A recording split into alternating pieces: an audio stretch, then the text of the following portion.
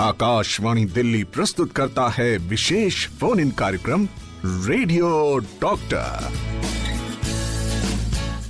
नमस्कार, radio doctor के सभी श्रोताओं का हार्दिक स्वागत, अभिनंदन। मैं हूं आपके साथ आपकी दोस्त शालिनी मित्तल और लेकर आ गई हूं आज फिर एक नया अंक रेडियो डॉक्टर का। रेडियो डॉक्टर में आज हम बात करेंगे हेमोरॉइड्स, उसके कारण और उसका उपचार। इस विषय पर हमारे साथ हमारे रेडियो डॉक्टर मौजूद हैं स्टूडियो में। डॉक्टर निखिल गुप्ता, आप प्रोफेसर हैं department of surgery, doctor RML hospital में। बहुत बहुत स्वागत। नमस्कार डॉक्टर साहब। नमस्कार मैडम, आपके सभी श्रोताओं को भी मेरा नमस्कार। तो डॉक्टर साहब, हेमोरॉइड्स हो सकता है श्रोता इसके बारे में जानते हों, हो सकता है ना जानते हों, लेकिन एक बहुत कॉमन नेम है जिससे इसको जाना जाता है। तो मैं चाहती हूँ पहले हम अपने सुनने वालों को वो नाम बता दें जिससे कि हमारे श्रोता समझ जाए कि आज हम किस विषय पे बात करने वाले हैं। बिल्कुल, जैसा कि आपने कहा, हेमोरॉइड्स हम मेडिकल टर्म में या डॉक्टर्स इसको यूज करते हैं, और एक लेमैन या पब्लिक इसको, इस बीमारी को पाइल्स के नाम से भी जानती है, या और देसी भाषा में बात करें तो खूनी बवासीर अक्सर कहते हैं। अक्सर मरीज हमारे पास आते हैं कि डॉक्टर साहब मुझे खूनी बवासीर हो गई है या पाइल्स हो गई है, और इन सब का तात्पर्य हेमोरॉइड से ही है। जी जी। और जब आपने नाम लिया खूनी बवासीर, तो मैंने सुना है कि एक बहुत परेशानी होती है लोगों को, इसमें काफी पीड़ा होती है। तो क्या खास सिम्टम्स हैं इसके? इसमें से सबसे प्रमुख सिम्टम जिसकी वजह से मरीज हमारे पास आता है वो होता है लैट्रिन में खून आना। ये बड़ा एक टिपिकल सिम्टम है। मरीज आएगा और कहेगा, डॉक्टर साहब मैं सुबह जब भी जाता हूँ शौच के लिए, दिन में 1 बार या 2 बार, तो हर बार लैट्रिन के साथ मुझे खून आता है, या तो लैट्रिन से पहले या लैट्रिन के साथ। और मोस्टली मैं कहूँगा ये दर्द नहीं होता इसमें, जैसा मरीज बताता है कि डॉक्टर साहब दर्द मुझे नहीं होता, लेकिन जब मैं पॉट में देखता हूँ, खासतौर पे जो कस्बे के या गांव के जो हमारे मित्र हैं, हमारे मरीज हैं जो इंडियन पॉट यूज करते हैं, उसमें वो देख सकते हैं, तो अक्सर कहते हैं कि पूरा पॉट भर जाता है। अच्छा। या कोई मरीज इसको ऐसे डिस्क्राइब करता है कि सर ऐसा लगता है जैसे नल खुल गया। ये एक बड़ा टिपिकल डिस्क्रिप्शन है इसके सिम्टम की, जैसे नल खुल गया हो और इतना सारा खून उसमें निकलता है, काफी मात्रा में। बिल्कुल। और शरीर से कहीं से भी अगर खून निकल रहा हो तो मरीज उसे देखकर काफी घबरा जाता है, और अक्सर अगर ब्लड लॉस काफी सीवियर है तो मरीज को कमजोरी, चक्कर आना, इस तरह के सिम्टम्स भी हो सकते हैं, जिसकी वजह से मरीज हमारे पास आता है। जी जी। तो हमारे सब श्रोता जो आज इस कार्यक्रम में जुड़े हैं वो समझ गए होंगे कि आज हम हेमोरॉइड्स या पाइल्स जैसे इसको कहा जाता है, या खूनी बवासीर जैसा डॉक्टर साहब कह रहे हैं, इस विषय पर हम बात करेंगे आज पूरे 1 घंटे इस कार्यक्रम में। और क्या कारण होते हैं इसके, क्यों ये हो जाता है, और उपचार कैसे किया जा सकता है, क्या ट्रीटमेंट ऑप्शंस हैं, ये सारी बात डॉक्टर साहब आप सब तक पहुंचाएंगे। हमारे श्रोताओं ने हमें मैसेज करके लिखना शुरू किया है। पर डॉक्टर साहब, पहले मैं पूछना चाहूंगी कि कितने प्रकार का होता है हेमोरॉइड्स? देखिए, अगर हेमोरॉइड्स की बात करें तो हम मेडिकल टर्म में इस ग्रेड्स के हिसाब से बात करते हैं कि कितना सीवियरिटी है इसकी, या कितना बढ़ गई है बीमारी। तो नॉर्मली हम 3 ग्रेड में इसको डिवाइड करते हैं, ग्रेड 1, ग्रेड 2, ग्रेड 3। ग्रेड 1 में ब्लीडिंग तीनों ग्रेड्स में होती है, खून तीनों में बहता है। ग्रेड 1 में यानी कि ये स्टार्ट हुआ है, बवासीर छोटा है जो बाहर से नहीं दिखाई दे रहा है। हम डॉक्टर जब चेकअप करते हैं, एक छोटी सी दूरबीन जिसको हम प्रोक्टोस्कोप कहते हैं, जब अंदर डालते हैं लैट्रिन के रास्ते में, तो हम देख सकते हैं पाइल्स के मसलों को या बवासीर के मसलों को। ग्रेड 2 जब वो लैट्रिन के रास्ते तक आ जाता है, यानी कि बाहर से भी दिख सकता है। और ग्रेड 3 जब वो बाहर ही आ जाते हैं और अंदर नहीं जा रहे हैं, जोर लगा के डालना पड़ता है। तो ये इसी तरह से आगे बढ़ता है कि ऐसा हो सकता है कि किसी को सीधे ग्रेड 3 हो जाए या ग्रेड 2 हो जाए? नहीं, ये बिल्कुल इसी तरीके से बढ़ता है। अगर हम इसको समझें कि ये होते क्या है और क्यों होते हैं, बेसिकली जो हमारे लैट्रिन के रास्ते की जो ब्लड सप्लाई है वो 3 जगह पे लोकेटेड होती है, जिसको हम घड़ी के हिसाब से 3, 7 और 11 o'clock पे कहते हैं। वहां पे खून की नसें होती हैं और उसको मसल्स और फैट उसको सपोर्ट कर रहे होते हैं। अगर किसी वजह से पेट में प्रेशर बढ़ता है, जिसकी वजह से वो ब्लड वेसल्स स्लाइड करके नीचे आती हैं, या मसल वीक हो जाए, या फैट डिपोजिशन ज्यादा हो, ये तीनों मुख्य वजह हैं जिसकी वजह से ये ब्लड वेसल्स फूल जाती हैं और स्लाइड करके फिर ये नीचे आ जाती हैं। अब स्टार्टिंग होगी तो पहले वो वहीं रहेंगी, फिर धीरे धीरे लैट्रिन के रास्ते तक आएंगी और फिर बाहर आ जाएंगी। तो उसी के हिसाब से हम इसको ग्रेड 1, ग्रेड 2 और ग्रेड 3 में डिवाइड करते हैं, और इसका इलाज भी ग्रेड के अकॉर्डिंग ही किया जाता है कि कितनी बड़ी हुई है बीमारी। अच्छा, तो इस पर एक श्रोता जो है, मिलता जुलता सा मुझे लग रहा है उनका प्रश्न है। मनोहर लाल गांधी, चाणक्य चौक, गाजियाबाद से हमें लिख रहे हैं, पाचन का ठीक ना रहना या गलत खान पान, क्या इसी वजह से पाइल्स पनपते हैं? इसका इलाज क्या दवा से संभव है या फिर सर्जरी करने की जरूरत पड़ती है? और सुना है इसकी सर्जरी करने में पेशेंट को पीड़ा बहुत होती है, क्या ये सही है या फिर आजकल नई तकनीक द्वारा ये सुलभ इलाज पॉसिबल है? नमस्कार शालिनी मित्तल जी, और डॉक्टर निखिल गुप्ता जी को भी नमस्कार। नमस्कार जी। इनके क्वेश्चन के मैं कहूँगा 2 या 3 जी पार्ट्स हैं। अगर पहले पार्ट की बात करें जो इन्होंने खान पान से संबंधित पूछा है, तो बिल्कुल सही, जैसा मैंने बताया कि अगर पेट में किसी भी वजह से प्रेशर बढ़ रहा है, उसका तात्पर्य हमारा कब्जी से है। अगर मरीज को कब्जी रहती है तो वो एक मुख्य वजह है पाइल्स के बनने की। मरीज ज्यादा जोर लगाता है और लैट्रिन के रास्ते में जिसमें खून की नसें हैं ये स्लाइड करके नीचे आने के चांसेस बढ़ जाते हैं। तो इसीलिए इसकी प्रिकॉशन के लिए भी हम यही सलाह देते हैं कि कॉन्स्टिपेशन को या कब्जी को अवॉइड किया जाए। दूसरी बात, इन्होंने इसके इलाज से संबंधित पूछी है जी। तो अगर मरीज को मैं कहूँ ग्रेड 1 पाइल्स हैं और कभी कभार हफ्ते 10 दिन में कब्जी के साथ खून आता है, तो उस मरीज को हम दवाई पे रख सकते हैं। और अगर उससे उसको सुधार आ जाता है अपने लाइफस्टाइल में चेंज करने से, खाने पीने में बदलाव से, तो उस मरीज को ऑपरेशन की जरूरत नहीं रहती।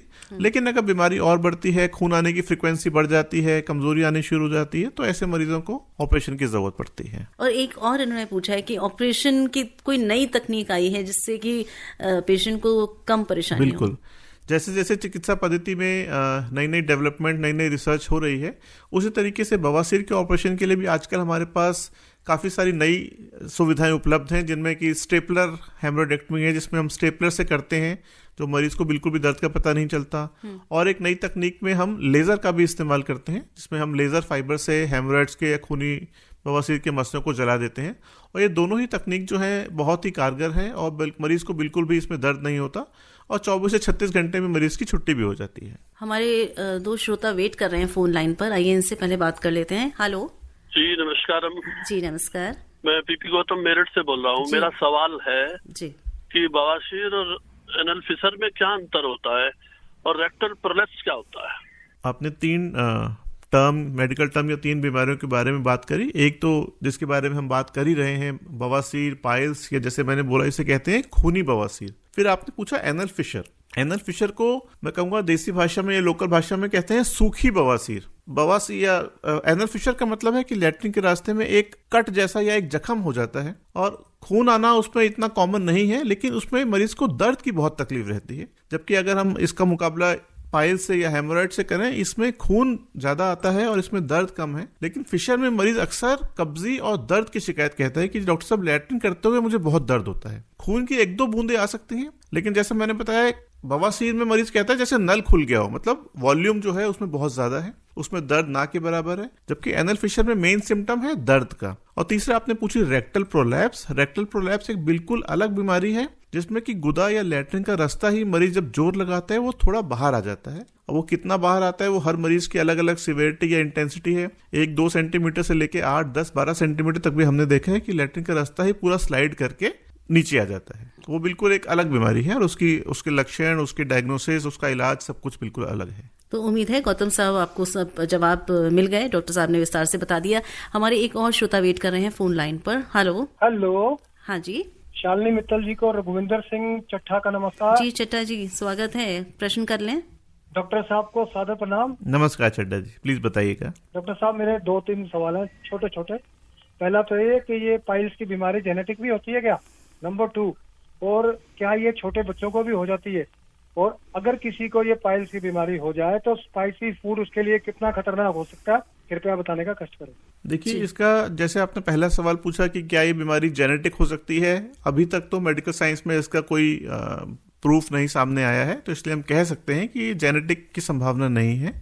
दूसरा आपने पूछा कि क्या ये बच्चों में हो सकता है, तो बिल्कुल जैसा मैंने प्रोग्राम के शुरू में बताया कि ये लैट्रिन के रास्ते की जितनी भी समस्याएं, चाहे हम पाइल्स की बात करें या फिशर की बात करें, मुख्यतः इनकी मुख्य वजह कब्जी होती है। या तो कब्जी से ही ये शुरू होते हैं, नहीं तो कब्जी की वजह से ये फ्लेयर अप हो सकते हैं या बढ़ सकते हैं। तो नॉर्मली अगर हम बात करें आज से 15-20 साल पहले तक, जब बच्चों की खुराक अच्छी हुआ करती थी, हेल्दी डाइट थी, लाइफस्टाइल अच्छा था, खेलना कूदना सब था, तो बच्चों में ये ना के बराबर देखी जाती थी। लेकिन आजकल हम अक्सर बात करते हैं बच्चों में भी मोटापा बढ़ रहा है, बच्चों में भी जो लाइफस्टाइल चेंज हो रहा है, बच्चों का खेल कूद बहुत कम हो गया है, दिन भर गैजेट्स में, टीवी, आईपैड में लगे रहते हैं, और जंक फूड की मात्रा भी बच्चों में देखी जा रही है, बढ़ती जा रही है। तो इसलिए बच्चों में भी आजकल बवासीर के केसेस देखे जा रहे हैं। एक और श्रोता फोन लाइन पर।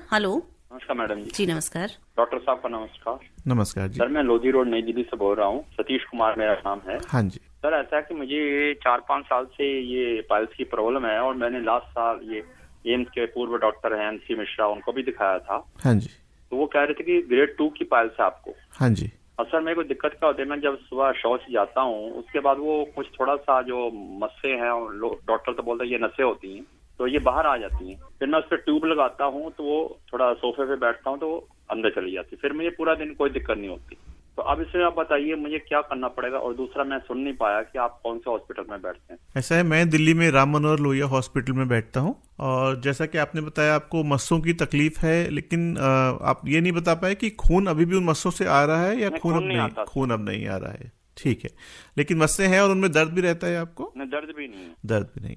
तो जैसा आप बता रहे हैं उससे ये लग रहा है कि पहले आपको फिशर रहा होगा, शायद बवासीर के साथ साथ कई बार फिशर भी हो जाता है मरीज को। हाँ, पहले मैंने ना धागे वाला ट्रीटमेंट कराया था, वो कुछ ठीक हो गया, कुछ नहीं हुआ, ये हुआ।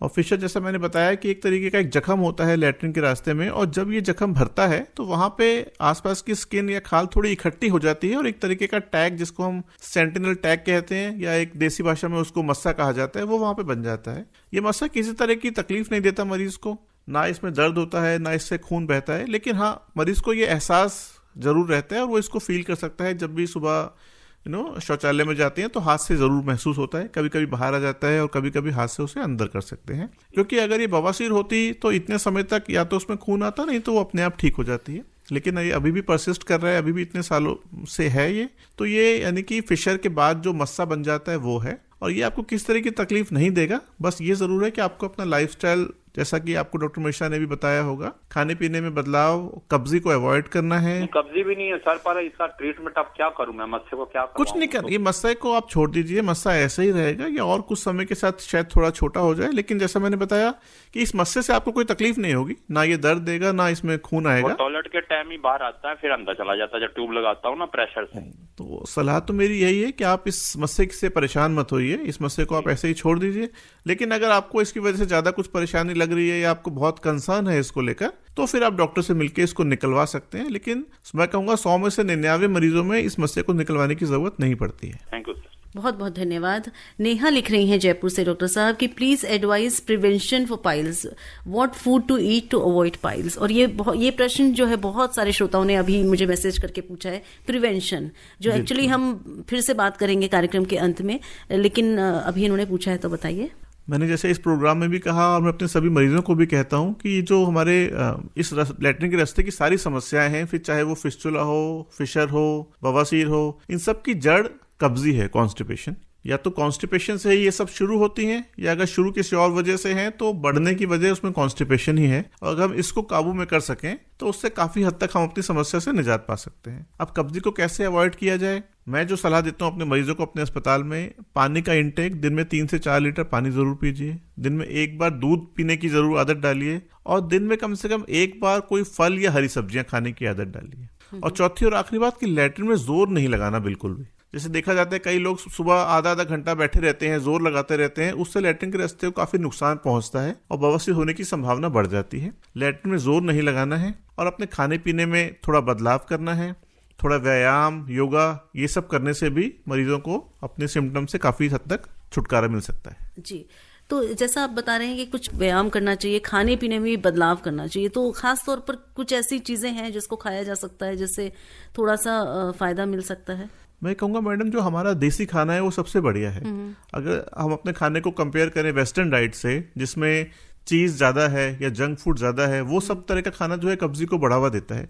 जबकि जो हमारा देसी खाना है जिसमें कि हम कार्बोहाइड्रेट, प्रोटीन, चाहे हम रोटी की बात करें, चावल, हरी दाल, सब्जियां, ये खाना सबसे अच्छा खाना है, पूरे विश्व में ये माना गया है। और हमारी पेट के लिए भी, हमारी आंतों के लिए इससे बेहतर कोई खाना नहीं है। और बाकी जैसे मैंने बताया कि अगर रात में सोते हुए अगर हम 1 गिलास दूध पीने की आदत डालें और बाकी पूरे दिन में लिक्विड्स किसी भी फॉर्म में, चाहे वो पानी हो, चाहे जूस है, सूप है, नारियल पानी है, लिक्विड अगर दिन में हम 3 से 4 लीटर रोज पिएं और कोई एक फल खाने की आदत डालें, तो इन सब करके हम अपनी कब्जी पे उससे छुटकारा पा सकते हैं। और डॉक्टर साहब आमतौर पर जब कब्ज की समस्या होती है तो लोग ईसबगोल खाते हैं, जो ईसबगोल की भूसी, तो वो भी मदद कर सकती है?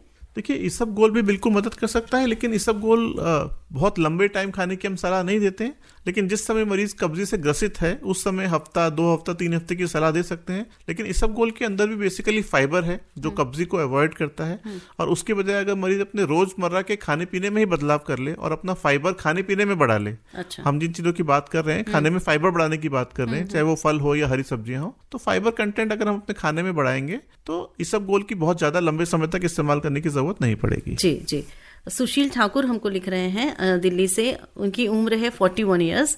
मेरे पखाने के रास्ते में थोड़ा सा मांस बाहर आ गया है, जैसा आपने अभी बताया था, क्या करना चाहिए? अभी कोई परेशानी नहीं है, तो ये आपने बताया था अभी वैसे। हाँ जी जी, ये सुशील कुमार जी का भी यही प्रश्न है, और ये प्रश्न हमें किया है कुमार गौरव इंदुरकर, जय भीमनगर, तालुका तिमोर, डिस्ट्रिक्ट चंद्रपुर से।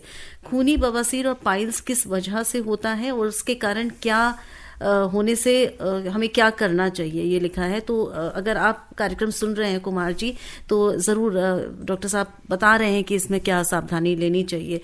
ये हमको लिखकर भेजा है, ये मैसेज दिव्या ने लिखा है यूपी से। I was waiting for this topic, I am suffering from this hemorrhoids. तो दिव्या जी, आपको वेट करने की ज़रूरत नहीं थी। अगर आप इस विषय पर हमारा ये कार्यक्रम चाहती थी, तो मैं कई बार बोल चुकी हूँ कि अगर आप किस विषय पर कोई कार्यक्रम चाहते हैं तो आप हमें मेल करके हमें बताएं कि आप किस विषय पर चाहते हैं हम कार्यक्रम करें, हम ज़रूर वो कार्यक्रम करेंगे। मेल आईडी बता देती हूँ, healthairdelhi@gmail.com। और आगे इन्होंने लिखा है इसमें क्या रूटीन अपनाना चाहिए जिससे कि हमें दिक्कत ख़त्म हो जाए, प्लीज़ गाइड। क्या परहेज़ करना चाहिए और क्या सुबह गर्म पानी पीने से कुछ हेल्प मिल सकती है, ये बताइए। हाँ ज़रूर, जैसा मैंने बताया पानी हमारे शरीर के लिए बहुत ही अच्छा है। मैं सभी श्रोताओं को बताना चाहूँगा कि हमारे शरीर का 2/3 हिस्सा पानी से ही बना हुआ है।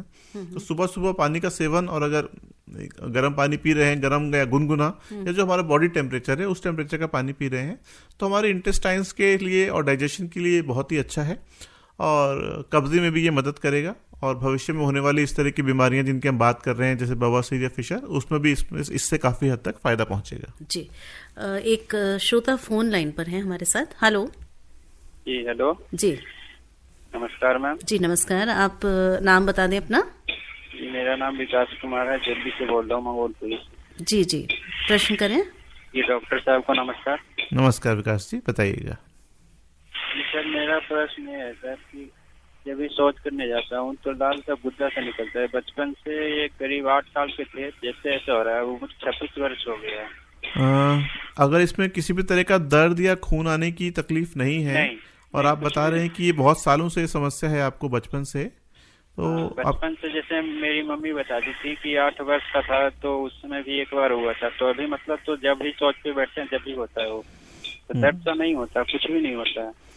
तो ऐसे में विकास जी, मैं आपको यही सलाह दूंगा कि आप एक बार अपने डॉक्टर से जरूर सलाह कीजिए। और आप, हो सकता है कि आपको रेक्टल प्रोलैप्स जिसको हम कहते हैं, और अभी जिसके बारे में हमने बात भी करी थी, हो सकता है आपको ये बीमारी हो। तो आप एक बार जरूर डॉक्टर से सलाह कीजिए, वो आपकी जांच करेंगे और फिर आपको बता पाएंगे कि किस तरह की बीमारी आपको है और उसके लिए क्या क्या इलाज संभव है। ये ऐसे तो कोई मतलब प्रॉब्लम नहीं होता है उससे? ये देखिए, वही बात है, डॉक्टर आपको जब चेक करेंगे तब वो बता पाएंगे कि अगर प्रोलैप्स है या नहीं है, अगर है तो कितना सीवियर है। जैसा आप बता रहे हैं कि बहुत सालों से है और थोड़ा सा बाहर आता है, तो जो खाने पीने की मैंने सलाह दी है, इनसे भी आपका मुझे लगता है कि काफ़ी आपको आराम मिल सकता है। लेकिन तब भी मैं कहूँगा कि इसको नज़रअंदाज मत कीजिए और एक बार डॉक्टर से सलाह ज़रूर लीजिए। बहुत बहुत धन्यवाद विकास जी। और जैसा डॉक्टर साहब आपको गाइड कर रहे हैं, आप एक बार जाएं और चेकअप जरूर करा लें। यशपाल जी लिख रहे हैं हमें द्वारका दिल्ली से। नमस्कार to Shalini ma'am and doctor साहब, my question is fistula fissure related to piles? Secondly, is taking non veg food a risk for piles? ये 2 प्रश्न हैं इनके। देखिए, जो पहला सवाल इन्होंने पूछा, फिस्टुला, फिशर और पाइल्स नहीं है, तीनों अलग अलग बीमारियां हैं। फिशर की हम बात कर चुके हैं, और अगर फिस्टुला की बात करें तो फिस्टुला में लैट्रिन के रास्ते के बगल में ही एक और एक कह सकते हैं एक ओपनिंग या एक छेद बन जाता है, जो अंदर ही अंदर लैट्रिन के रास्ते से जुड़ा होता है, और वो ठीक नहीं होता और उसमें रुक रुक के पस आती रहती है, और फिस्टुला के अधिकतर केसेस में ऑपरेशन की जरूरत पड़ती है। पहली बात। दूसरी बात इन्होंने पूछी कि नॉन वेज खाने से इसका क्या लिंक है। देखिए, जैसा मैंने बताया, बेसिकली नॉन वेज अपने आप में ऐसा नहीं है कि खाने से बवासीर हो जाएगी, लेकिन अगर उसके साथ अगर कब्जी साथ में ही हो रहा है, जैसे ज़्यादा हम जाते हैं कि ज़्यादा ऑयली फूड खाने से हमारा जो है सिस्टम, डाइजेस्टिव सिस्टम इस चीज़ के लिए नहीं बना है। और अगर हम बाकी अपने खाने में फाइबर कम ले रहे हैं, अगर फल और हरी सब्जियों की मात्रा प्रचुर नहीं है, तो कब्जी होने की वजह से मरीज को पाइल्स की समस्या हो सकती है। जी, एक श्रोता फोन लाइन पर है। हेलो। हाँ, जितेंद्र जयपुर से। जी जितेंद्र जी बताएं अपना प्रश्न करें। अच्छा, मैंने कभी सुना था कि इसमें जो है कार्बोहाइड्रेट कम लेना चाहिए, तो रोटी और चावल दोनों कार्बोहाइड्रेट है, तो दोनों में कौन सा प्रेफर करना चाहिए, क्योंकि मैं दोनों बराबर मात्रा में खाता हूँ। नमस्कार जी, जैसा हम पहले भी कई बार इस प्रोग्राम में बात कर चुके हैं बैलेंस डाइट के बारे में, कि कार्बोहाइड्रेट या फैट, प्रोटीन, हर चीज का डाइट में अपना रोल है। लेकिन कोई भी चीज अगर हम अधिक मात्रा में लेते हैं और उसकी वजह से बाकी चीजें हमारे खाने में कम हो जाती हैं, तो इसे कहते हैं कि डाइट हमारी गड़बड़ा गई है या बिगड़ गई है। तो जैसा आप कार्बोहाइड्रेट का भी अपना रोल है, फैट का भी अपना रोल है, क्योंकि ये सब हमारी बॉडी को एनर्जी देते हैं या कुछ ऐसे न्यूट्रिएंट्स मिलते हैं जो बॉडी की हीलिंग के लिए ज़रूरी है। हर किसी का अपना रोल है, लेकिन अगर हम एक चीज़ की मात्रा बढ़ा देंगे खाने में और प्रोटीन्स और मिनरल्स, विटामिन्स कम हो जाएंगे, तो ये हमारे शरीर के लिए ठीक नहीं रहेगा। नहीं, जैसे सर मैं पता कि जैसे रोटी और चावल में कौन सा प्रेफर करना चाहिए अगर दोनों मिले तो? जैसा मैंने बताया, बैलेंस डाइट के अंदर दोनों चीज़ें हैं, ये दोनों ही कार्बोहाइड्रेट के अच्छे सोर्स हैं, लेकिन मरीज का अपना स्वाद है, उसको क्या पसंद है, किस तरीके से ले सकता है। तो दोनों ही हमारे नॉर्थ इंडिया में खासतौर पे रोटी और चावल दोनों का सेवन किया जाता है और दोनों ही बैलेंस डाइट में आते हैं। हाँ बिल्कुल सर, ठीक बोल रहे, थैंक यू। जी बहुत बहुत धन्यवाद जितेंद्र जी। तो हम एक छोटा सा ब्रेक लेंगे और उसके बाद आएंगे। बहुत सारे मैसेजेस हमारे पास आ चुके हैं, फोन कॉल पर भी हमारे श्रोता जुड़ रहे हैं। सुनते रहिए रेडियो डॉक्टर अपनी दोस्त शालिनी मित्तल के साथ। आप सुन रहे हैं विशेष फोन इन कार्यक्रम radio doctor. Welcome back to radio doctor. मैं हूं शालिनी मित्तल आपके साथ, और आज हम रेडियो डॉक्टर में बात कर रहे हैं हेमोरॉइड्स, कॉजेज एंड क्योर। क्यों होता है हेमोरॉइड्स, इसकी कॉजेज डॉक्टर बता चुके हैं, क्योर पर भी हम बात काफ़ी कुछ कर चुके हैं, और आपके फ़ोन हमें मिल रहे हैं, आपके व्हाट्सएप हमें मिल रहे हैं। और ये मैसेज हमें लिखकर भेजा है डॉक्टर साहब दिनेश शर्मा जी ने, शिमला झुंझुनू राजस्थान से। लिख रहे हैं कि क्या ऐसा भी होता है कि बहुत समय तक अगर आप खाना ना खाएं या पहला मील या ब्रेकफास्ट आप बहुत लेट करें, 12 बजे 1 बजे, तो उस कारण से क्या पाइल्स की समस्या हो सकती है? देखिए, बिल्कुल जैसा मैंने बताया कि खान पान का इसमें काफ़ी बड़ा रोल है। हमको बैलेंस डाइट लेनी चाहिए, और बैलेंस डाइट का मतलब ये नहीं कि सिर्फ खाने का कंटेंट क्या है, उसकी फ्रीक्वेंसी या किस समय हम ले रहे हैं। तो जैसा कि हम सब जानते हैं, खाने के हमारे 3 टाइम हैं, सुबह का नाश्ता, दोपहर का खाना लंच यानी कि, और रात का खाना डिनर। ये तीनों हमारे मुख्य मील्स हैं और ये हमको तीनों टाइम से लेने चाहिए।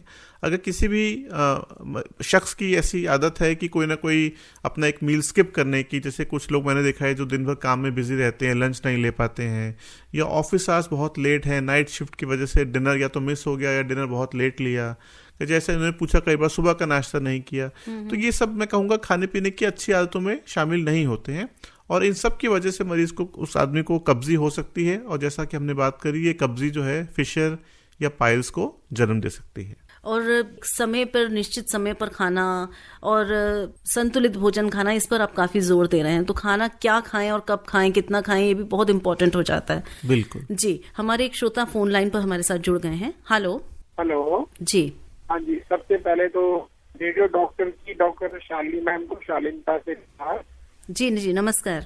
और डॉक्टर साहब को भी नमस्कार। नमस्कार सर। सर राजेंद्र बोल रहा हूँ, करमपुरा दिल्ली से ही।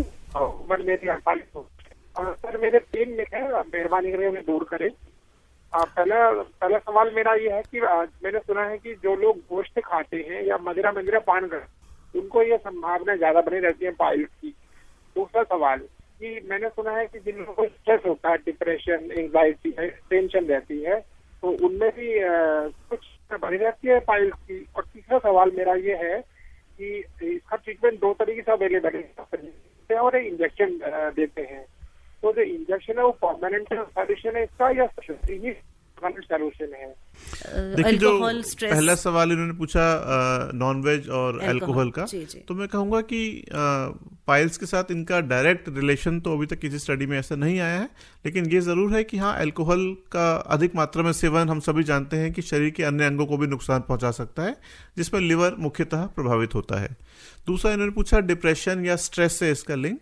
तो अगर डिप्रेशन और स्ट्रेस की वजह से मरीज अपना खाना पीना कम कर देता है, या जैसा हमने अभी बैलेंस डाइट की बात करी, या फाइबर या पानी का इंटेक कम है, तो ऑब्वियसली इस तरह के मरीजों में फिर पाइल्स होने की या कॉन्स्टिपेशन होने के रिस्क बढ़ जाता है। और एक इन्होंने पूछा था कि क्या इंजेक्शन भी इसका क्योर हो सकता है? तो जैसा कि मैं बता चुका हूं कि पाइल्स या हेमोरॉइड से हमारा मतलब है खून की नसें जो फूल गई हैं और थोड़ा स्लाइड करके नीचे आ गई हैं, और इसके ऑपरेशन या इसके इलाज से हमारा मतलब होता है उन ब्लड वेसल्स को या उन खून की नसों को बांधना या सुखाना। तो जब मरीज को ये बवासीर के मस्से बहुत छोटे हैं, जिसको हम ग्रेड 1 की बात करते हैं, तो ग्रेड 1 में ये इंजेक्शन स्क्लेरोथेरेपी का ट्रीटमेंट दिया जाता है, जिसमें कुछ ऐसी दवाइयां हैं जो इंजेक्शन से इन खून की नसों में या उसके आसपास डाल दी जाती है, जिससे कि मस्से सूख जाते हैं और मरीज के सिम्टम्स जो ब्लीडिंग वगैरह और पेन में मरीज को एकदम आराम आ जाता है। लेकिन अगर समस्या बड़ी हुई है और ग्रेड 2 और ग्रेड 3 स्टेज की है, तब फिर ऐसे केसेस में ऑपरेशन की नौबत आती है। जी, मनदीप हमें लिख रहे हैं रोहतक से। बहुत ही अजीब सा डिफरेंस इनका प्रश्न है डॉक्टर साहब, पर जवाब दीजिए। Can we enlarge size of anus by surgery to overcome constipation? हाँ, नहीं, देखिए इनका सवाल बिल्कुल लाजमी है। देखिए एनस का साइज तो हर मरीज में सेम है, लेकिन हम सभी जैसे जानते हैं कि हम इसे कंट्रोल कर सकते हैं, क्योंकि वहां पे एक स्फिंक्टर मैकेनिज्म होता है, एक मसल की कंस्ट्रक्शन ऐसी है वहां पर कि वो स्फिंक्टर हमारे दिमाग से हम उसे कंट्रोल कर सकते हैं। जब अनुकूल माहौल होता है, हम जब बाथरूम में जाते हैं, तब हम इस स्फिंक्टर को रिलैक्स कर देते हैं और हम पॉटी कर सकते हैं। किसी किसी मरीज में अगर ये स्फिंक्टर बहुत टाइट है, जिसको कहते हैं हम sphincter spasm of the sphincter, तो ऐसे केसेस में फिशर के चांसेस बढ़ जाते हैं और पाइल्स भी इन मरीजों में हो जाती है। तो आपके डॉक्टर इसको चेक करते हैं और अगर लगता है कि हाँ इस मरीज को स्फिंक्टर का स्पाज्म है, तो पहले उस स्फिंक्टर को रिलैक्स करने के लिए कई तरह की दवाइयां भी अवेलेबल हैं, वो दवाइयां लगाने के लिए दी जाती हैं। अगर उससे आराम मिल जाता है तो बहुत अच्छी बात है, लेकिन अगर किसी मरीज को इन दवाइयों से आराम नहीं मिलता है, तो उस स्फिंक्टर के कुछ फाइबर्स को डिवाइड किया जाता है, सर्जिकली काटा जाता है, जिसको हम स्फिंक्ट्रोटमी कहते हैं। तो उससे मरीज को आराम आ जाता है।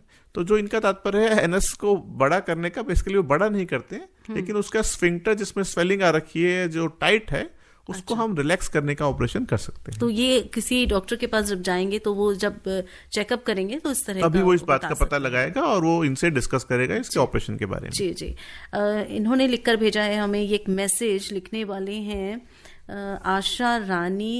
इन्होंने लिखा है कि मेरी सिस्टर को पाइल्स की है लेकिन ब्लड नहीं आता है, वो क्रॉनिक कॉन्स्टिपेशन की बीमारी से ग्रस्त हैं, क्या बिना ऑपरेशन के वो ठीक हो सकती हैं? मतलब ये इनका प्रश्न है कि और ये पॉसिबल है, और सावधानी भी पूछी है इन्होंने। देखिए बिल्कुल ये बात मैं दोबारा बताना चाहूँगा कि कॉन्स्टिपेशन जो है एक मेडिकल बीमारी है जिसका इलाज खाने पीने में बदलाव और दवाइयों से संभव है। लेकिन अगर उनको, जैसा भी हमने बात करी, स्फिंक्टर का स्पाज्म है या स्फिंक्टर बहुत टाइट है, तो ऐसे केस में एक ऑपरेशन करके इनको अपने सिम्टम्स में आराम मिल सकता है। लेकिन मुख्यतः जो कब्जी अवॉइड करने के लिए जो मैं बता चुका हूँ, उनको खाने पीने का बदलाव, वो तो इनको अपनी जिंदगी भर मेंटेन करना ही पड़ेगा। तो आप सुन रहे हैं कार्यक्रम रेडियो डॉक्टर, और हम बात कर रहे हैं हेमोरॉइड्स पर। हमारे आज के radio doctor Nikhil Gupta, professor department of surgery, doctor RML hospital, हमारे साथ हैं। समय बहुत कम बचा है, अगर आपके मन में कोई प्रश्न है तो फटाफट पूछ लें, फोन लाइन के जरिए या मैसेज के जरिए। हम छोटा सा ब्रेक लेकर वापस आते हैं। सुनते रहिए रेडियो डॉक्टर। आप सुन रहे हैं विशेष फोन इन कार्यक्रम रेडियो डॉक्टर।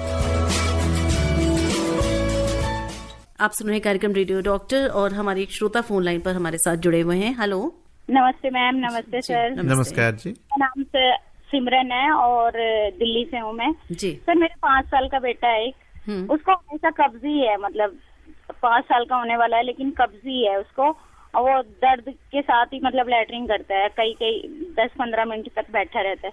जब भी जाते हैं डॉक्टर के पास तो बस दवाई दे देते हैं, लेकिन इसका कोई इलाज नहीं मिला अभी तक। सेकंड क्वेश्चन है, मेरी 3 साल की लड़की होने वाली है, वो 2.5 साल की थी, अभी 2.25 की है वो।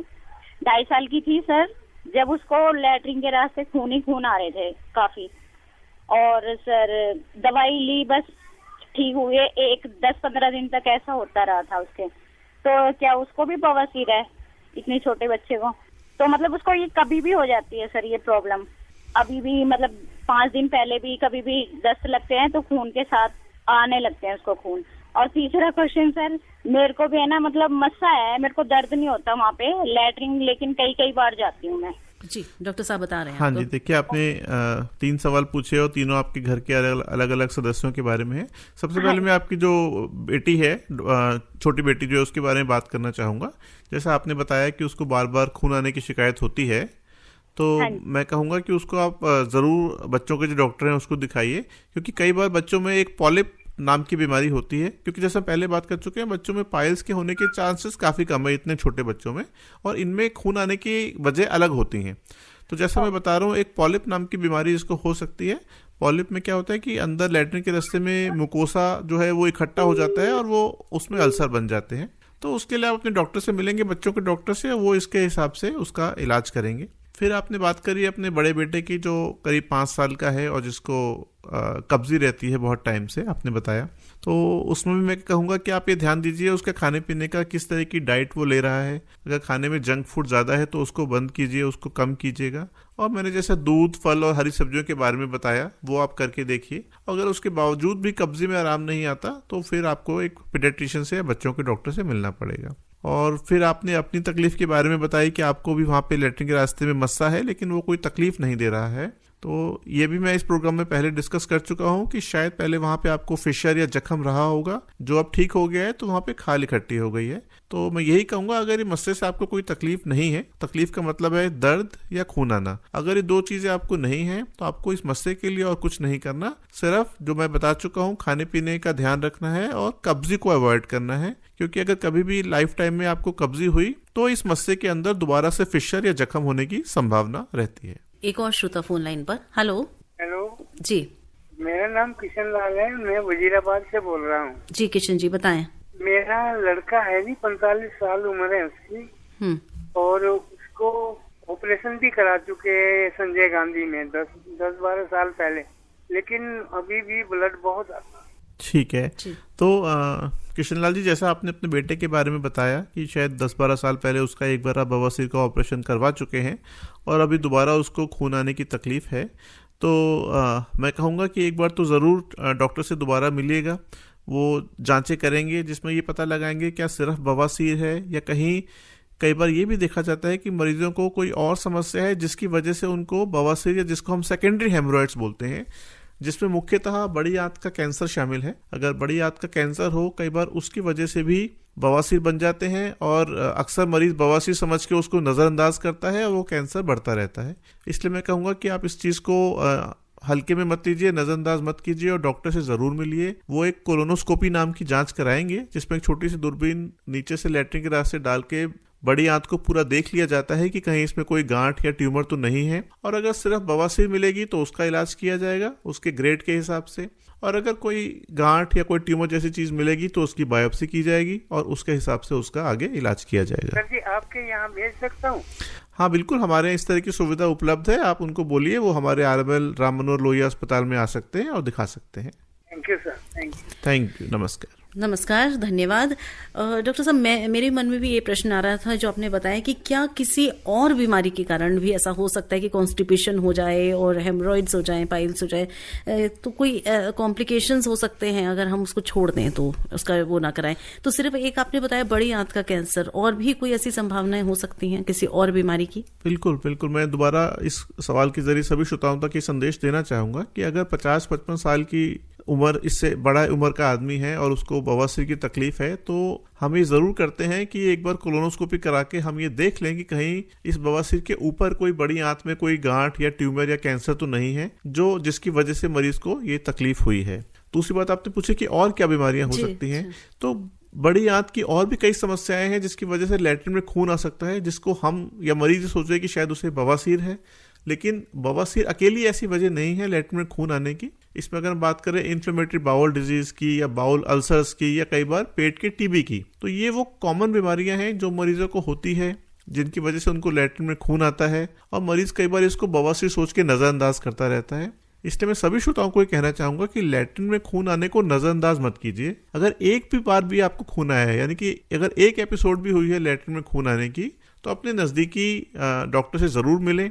वो आपकी जांच करेगा और वो बताएगा कि आपको क्या बीमारी है और उसका क्या इलाज आगे संभव है। जी, और हमारे श्रोता ये भी जानना चाहते हैं, इन्होंने ये प्रश्न किया कि क्या हेमोरॉइड्स के कारण कब्ज हो सकता है? अभी हम बात कर रहे हैं कि कब्ज के कारण हेमोरॉइड हो सकता है, तो क्या वाइस वर्सा भी पॉसिबल है? नहीं, जैसे हमने बताया मुख्यतः कब्जी होती है और उसकी वजह से बवासीर की संभावना बढ़ जाती है। जी, एक श्रोता वेट कर रहे हैं। हेलो जी, आप हैं रेडियो डॉक्टर में, जल्दी से नाम बता के प्रश्न कर लें। मेरा नाम सुरेंद्र है जी, मैं सोनीपत हरियाणा से बात कर रहा हूँ। जी मैम, मेरे को पता नहीं क्या हो गया था, आगे की तरफ नस फूल गई थी मेरी। कोई तो इसको बगंदर कह रहा था, लेकिन मैंने डॉक्टर को दिखाया, बगंदर भी नहीं था वो। लेकिन मैंने उन्होंने सिकाई करना बताया, मैंने तो गर्म पानी की सिकाई करी तो नस मेरी अपने आप ही ऑटोमेटिक बैठती चली गई। ये क्या हो गया था मेरे को?